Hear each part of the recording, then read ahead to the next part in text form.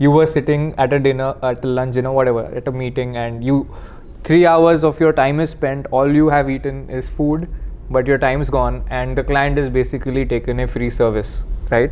Now in future, when a client invites you for a meeting, how do you what do you say so that this doesn't happen again? Do you can't decline the meeting, you have to meet the client? I don't go, I call him to my office, because that's the importance of the place. You should have a place to sit where client coming, maybe in the High Court conference room, or maybe there has to be some place. Okay, so you set the venue. To be there. So I have to set up a venue. Now even if a big ticket client is there, I call him to my office. Right. So that is the first principle I worked upon. And that allows you to make an impression. That allows you to firstly make an impression, and then your price and your time all in your control. Great. The moment you go out of your office and meet a client outside your office, you are finished.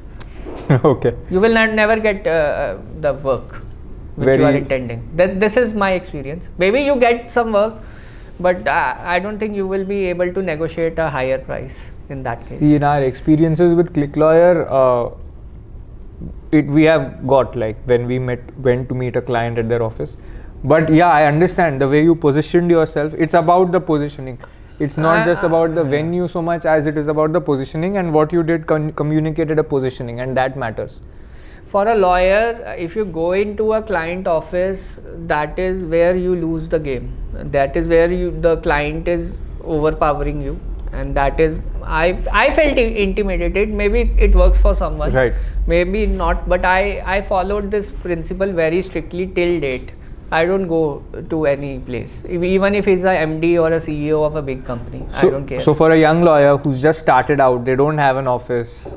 So you have to invest this at least in a decent office, or rent a co-working space, meeting room. Yeah, these days there are a lot of options. 5,000-10,000 bucks is nothing for in a month. You are spending lakhs in your education. Can't you invest 5,000-10,000 in an office for a meeting? For a meeting, at least do that. Make that, you can rent a co-working space, you can, have a permanent place, but that is even better. Right. But you should have the place where you can sit, because eventually you have to sit there, you have to respect that place. I respected my office a lot. Even if my previous office was a very humble office, it has all the signs of my struggle, all the marks of my struggle. We should have shown it here. Anyway, so that's there in the LinkedIn. The earlier one and the new one, yeah. Yeah, so that shows, I grown my practice from an office. So once you getting started, if you want to start, consider establishing your office in 3 months maximum. Even if you don't have clients, even if you are sitting, that subconsciously train you that the clients will turn up there. Got it. Even if you have insecurities that how will I get clients, I also had insecurity. I went to this, I didn't had, I have to think about office rent sometimes. That was I have gone through all that. It doesn't matter. And in COVID, for example, most lawyers did not give up their office, and the landlords also often did not cooperate, and they knew that it's a lawyer's office, so they will need it mandatorily. So they did not necessarily say that aapka 50% rent hai or rent is not to be paid. So that's the thing, and many may have downgraded their offices also at back then, but they still have their office and chamber there.